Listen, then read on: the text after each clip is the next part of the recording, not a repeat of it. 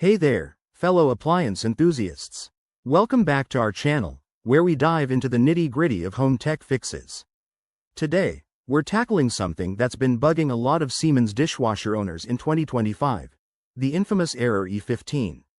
If your dishwasher is flashing this code and refusing to run, don't panic. It's often a simple issue that you can resolve yourself. Let's break it down step by step so you can get your dishes sparkling clean again in no time. First off, what exactly is error E15? In Siemens dishwashers, this error code usually points to a problem with the water inlet system. It means your machine isn't getting the water it needs to operate properly. Common causes include a blocked inlet filter, low water pressure from your home supply, or even a kinked hose.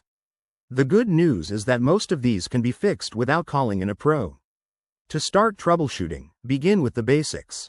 Check if your water supply is turned on and that the faucet connected to your dishwasher is fully open.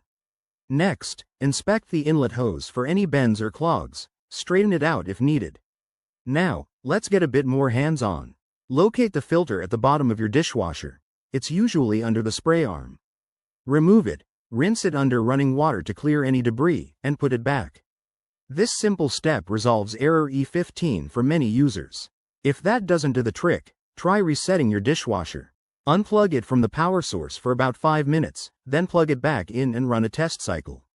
If the error persists, it might be a faulty inlet valve or a more serious issue like a sensor problem. At that point, it's best to consult your user manual or contact Siemens support. Remember, safety first. Always unplug your appliance before messing with internal parts. By following these steps, you'll likely have your dishwasher up and running smoothly. If you found this helpful, give this video a thumbs up, subscribe for more tech tips, and drop a comment if you have questions. Thanks for watching, and see you in the next one.